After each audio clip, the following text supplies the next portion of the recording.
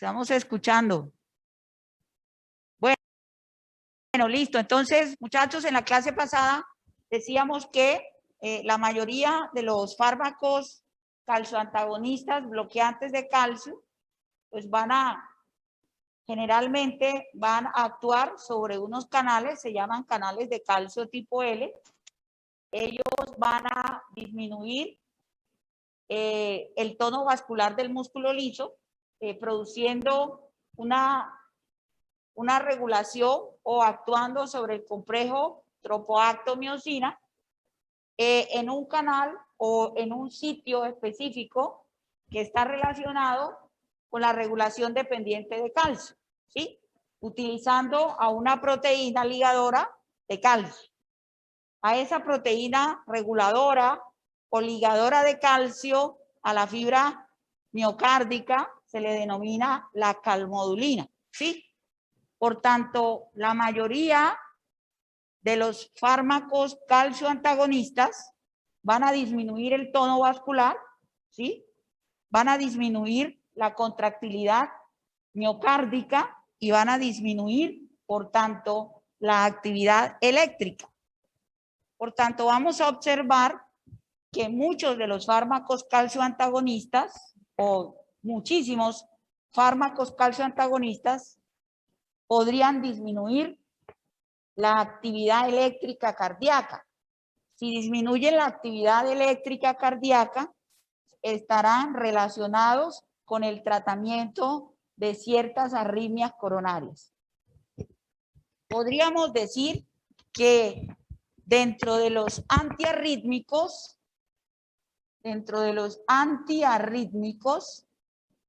vamos a encontrar el verapamilo o verapamil y el diltiazem.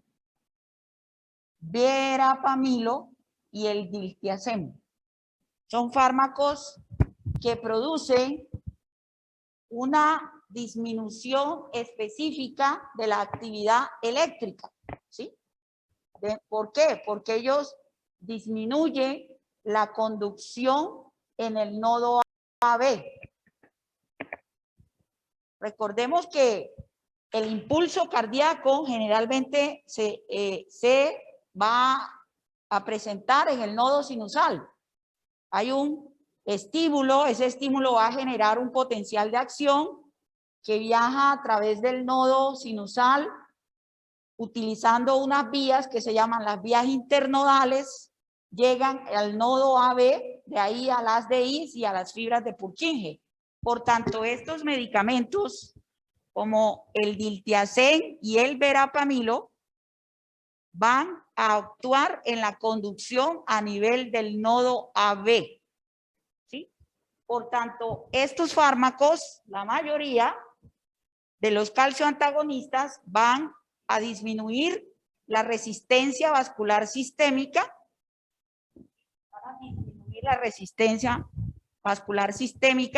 van a mejorar la protección miocárdica, es decir, que ellos van a disminuir los procesos relacionados con la remodelación ventricular.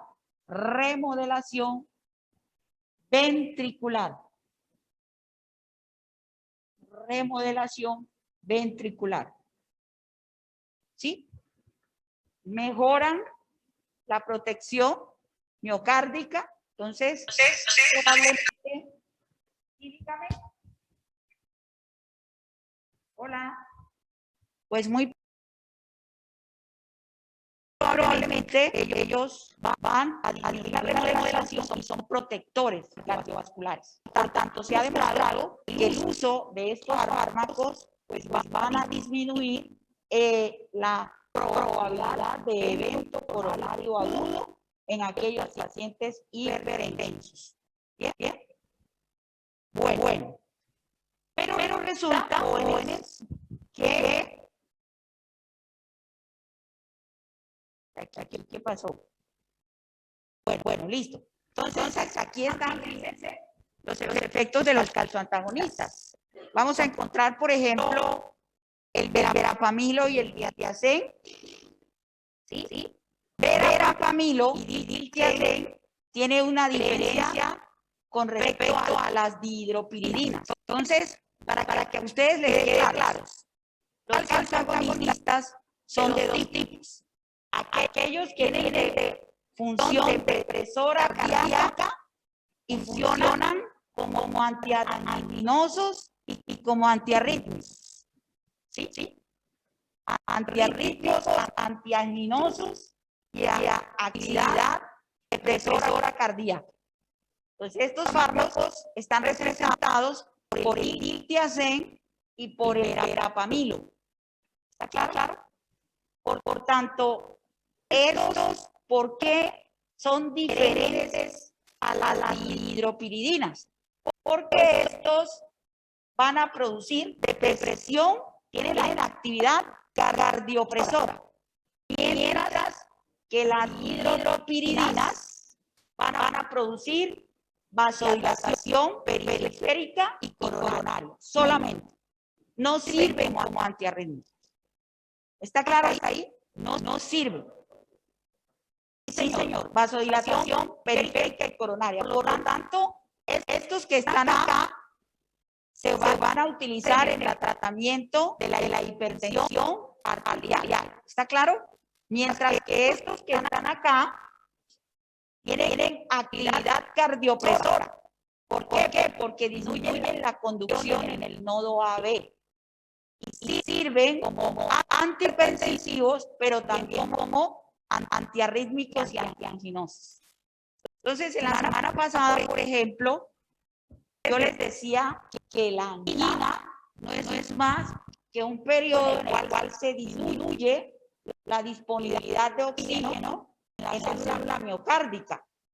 Y esa disminución en la disponibilidad de oxígeno en la célula miocárdica me va a ocasionar, finalmente, me va a ocasionar dolor precordial. Por eso el dolor anginoso es un dolor opresivo que pareciera o que simula ser un infarto.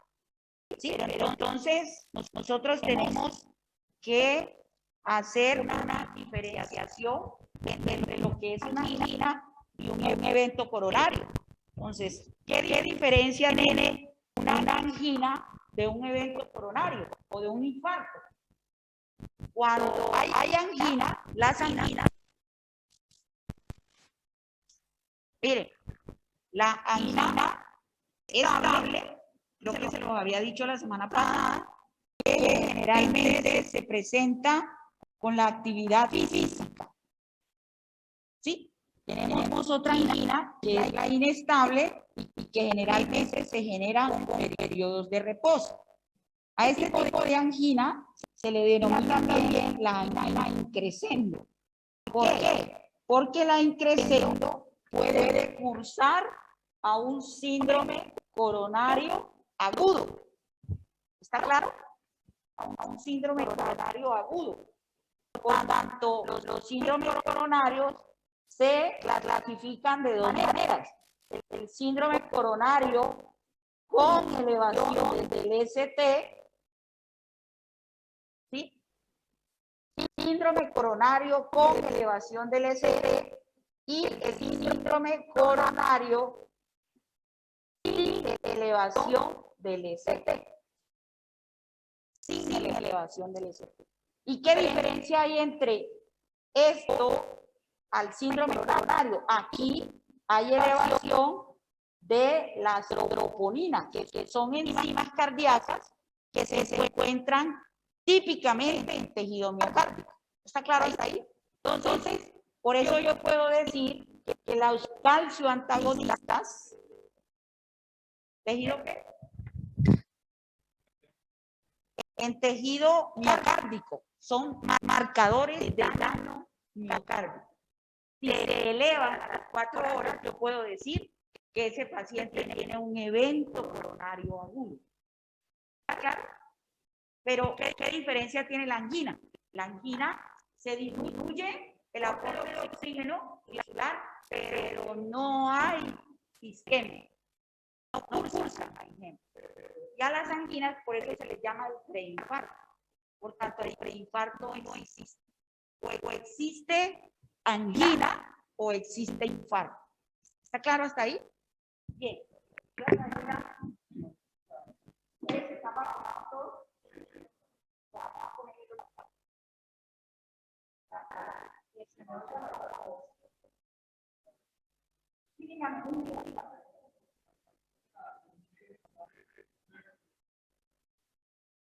Señor, claro, esta es una de las características. La angina instable puede causar a evento oral. Mejor dicho, ambas. El problema es que la angina instable puede tener mayor probabilidad de causar a eventos orales agudos. Por eso se llama angina crescendo. ¿Está claro? Bien.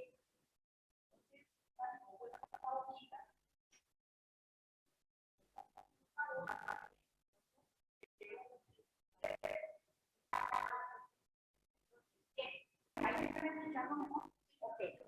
Entonces, fíjense que la angina No escucho. la angina inestable, por eso se va a llamar increscendo, porque tiene una mayor probabilidad de producir evento coronario agudo. ¿Está claro hasta ahí? Bien, entonces aparecen otros fármacos calcioantagonistas que se denominan dihidropiridinas. Dihidropiridinas. ¿Qué caracterizan a las dihidropiridinas? Que ellas producen vasodilatación periférica y coronaria. ¿Está claro hasta ahí? Pero no producen actividad cardiopresora. Por eso no son antiarrítmicos. ¿Está claro hasta ahí? Entonces, ¿cuáles son las dihidropiridinas? Un ejemplo, el amlodipino. Y yo recuerdo que en la clase pasada les di una habla de la dosis de estos medicamentos. Entonces, el amlodipino, la nicardipina, es otro fármaco dihidropiridínico. Vamos a encontrar la nifedipina, que es otro o es uno de los fármacos más utilizados en el tratamiento de la hipertensión del embarazo. ¿Cuál es la hipertensión del embarazo? Aquella que generalmente ocurre después de la semana 20 de gestación. 20 de gestación. Entonces, podríamos decir que la nifedipina tiene, es decir, se utiliza en el parto pretérmino para disminuir las contracciones también. Entonces, uno, en la hipertensión del embarazo y también se usa en el parto pretérmino, porque como ella inhibe la contractilidad, ¿sí o no? Por tanto, podríamos utilizarla también en el parto pretérmino. ¿Se dan cuenta? Entonces, tiene efecto antihipertensivo en el embarazo y también tiene efecto inhibidor de la contractilidad uterina. ¿Cuáles son las dosis que se utilizan de nifedipina? Recordemos que hay dosis de 30 miligramos cada 8 horas de absorción oral. Importante, los alimentos generalmente no afectan la velocidad de absorción del fármaco calcioantagonista. También se pueden administrar a dosis de 60 miligramos cada 8 horas, ¿sí? Por vía oral también. Bien. Eso con respecto a la nifedipina. Por acá vamos a encontrar otras dihidropiridinas importantes, que son la nitrendipina, ¿sí? ¿Y qué características ya habíamos dicho de estos medicamentos? Que no tienen efectos, ¿qué? Cardiopresores. Aquí también vamos a encontrar otros fármacos, el felodipino, también es una dihidropiridina. Entonces, podríamos decir que estos fármacos generalmente estarían contraindicados en el tratamiento de la hipertensión del paciente adulto mayor. ¿Por qué? Porque recuerden que podrían producir bloqueo AB y al producir bloqueo AB podrían producir episodios de muerte súbita. ¿Está claro? Porque son cardiopresores. Y estos, las dihidropiridinas, pues las vamos a encontrar con mayor frecuencia en el tratamiento de la hipertensión arterial. Por tanto, estos podríamos utilizarlos en el tratamiento antihipertensivo. Y una de las características importantes de estos medicamentos es que su eficacia antihipertensiva suele ser mayor, su eficacia antihipertensiva suele ser mayor cuando se administran con IECAS o cuando se administran con diuréticos tiacídicos. ¿Está claro? Diuréticos tiacídicos. ¿Qué? No escuché. Que estos fármacos pueden aumentar su actividad antihipertensiva cuando se utilizan con diuréticos tiacídicos, con IECAS y con ARA2. ¿Listo? Con ARA2. Las dihidropiridinas. Porque recordemos que verapamilo y diltiazem sí pueden tener efectos antihipertensivos, pero tienen mayor efecto cardiopresor. Por eso las van a utilizar más en el tratamiento de las arritmias coronarias.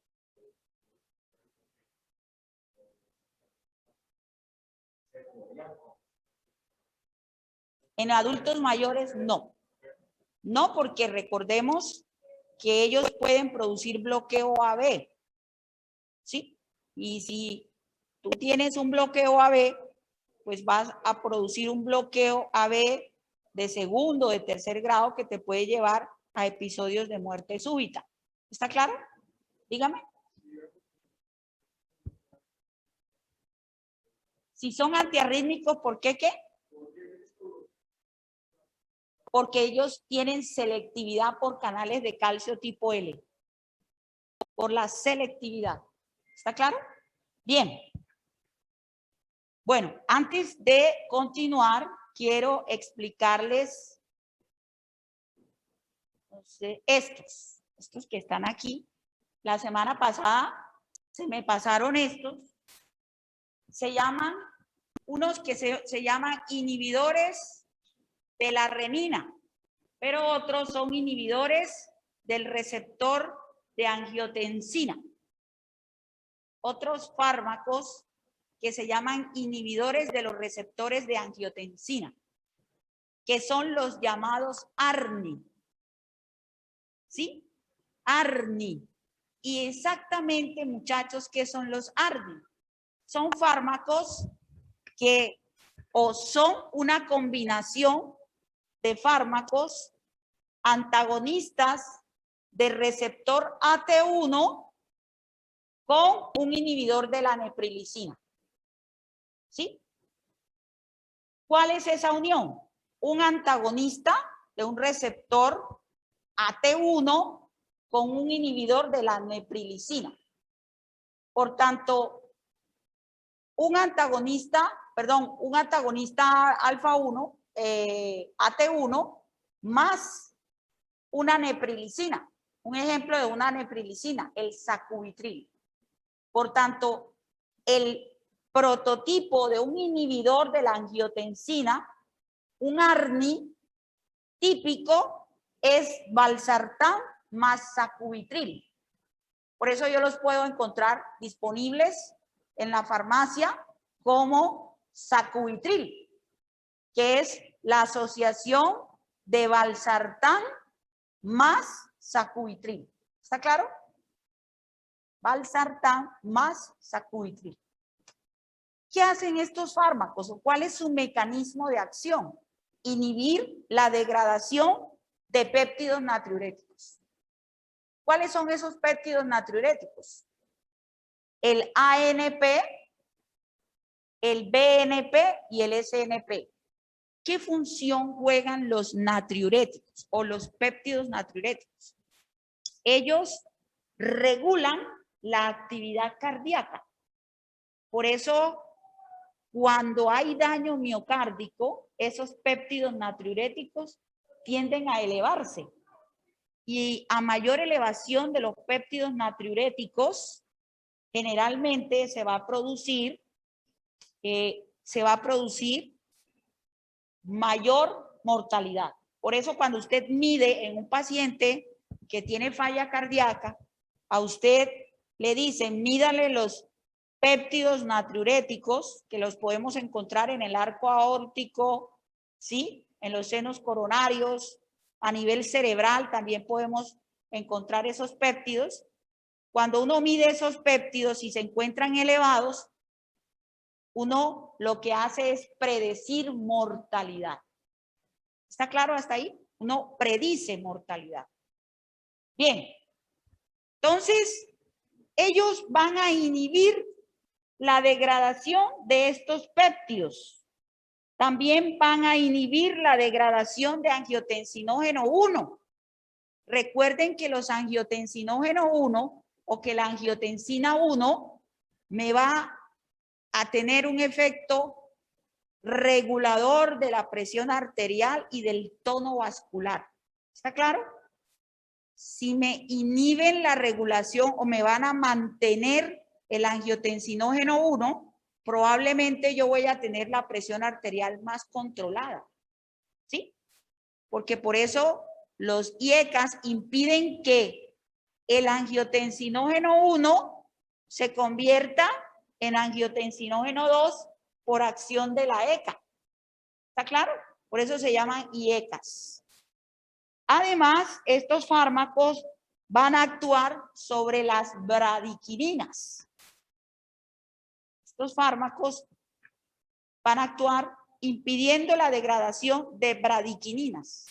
¿Y qué son las bradiquininas? Recuerden que son sustancias, ¿sí?, que inhiben la disminución de óxido nítrico. Son protectoras del músculo miocárdico. ¿Está claro hasta ahí? Por eso inhiben la degradación de bradiquininas. Bueno, entonces, la vida media de estos fármacos es de 12 horas. Tienen una excelente biodisponibilidad oral, ¿sí? El metabolismo hepático se hace a través de una enzima que se llama las esterasas y ellos se eliminan específicamente por vía renal. Entonces, repito, recuerden que los procesos metabólicos o en los procesos metabólicos hay implicación de enzimas. Enzimas se llaman enzimas microsomales hepáticas. ¿Qué enzimas microsomales actúan aquí? Las esterasas o estearasas. Entonces van a reducir la fracción original del fármaco, preparándolo para ser ¿qué? Eliminado. Y es uno de los fármacos antihipertensivos que más se utiliza en el tratamiento de la falla cardíaca. Falla cardíaca. ¿Está claro? Hipertensión con falla cardíaca. Bueno. Y entonces nos vamos, ahora sí, ya vimos ARA, vimos ARA 2, vimos las consideraciones generales, eso ya está. Lo que pasa es que no se preocupen, lo que hice fue cambiar los esquemas. Pues es que a mí me gusta estar todo el tiempo actualizando los temas. Bien, entonces, por acá vamos a encontrar los calcioantagonistas, fíjense, y uno de los principales, o una de las principales características cinéticas de los calcioantagonistas tienen como objetivo, pues, evitar variaciones bruscas de las concentraciones plasmáticas. O sea, el objetivo de administrar un calcio antagonista, el objetivo terapéutico, es esencialmente disminuir la probabilidad de que los fármacos tengan variaciones de las concentraciones plasmáticas que puedan provocar estímulos simpáticos. Recuerden que ellos actúan sobre canales de calcio tipo L. ¿Sí? Ellos actúan sobre los canales de calcio tipo L. Por tanto, ellos, los cambios bruscos de dosis pueden provocar estímulo simpático y excitatorio. Simpático. Excitación cardíaca. Entonces, por eso ellos hay que mantenerlos, hay que pasar de dosis bajas lentamente a dosis elevadas hasta llegar a cifras de presión arterial que se encuentren dentro de parámetros normales. ¿Está claro hasta ahí? Por ejemplo, en un adulto, las nuevas guías, fíjense, las nuevas guías apuntan a que uno debe idealmente tener cifras entre 130 sistólicas y diastólicas por debajo de 85 para mantener una adecuada presión arterial media, medida como la mínima presión que se requiere para mantener o para perfundir un órgano. Mínima presión que se requiere para perfundir un órgano. Esa es la PAM. ¿Está claro hasta ahí, jóvenes? ¿Alguna pregunta? Bien. Con respecto a estos fármacos, es importante, por ejemplo, colocar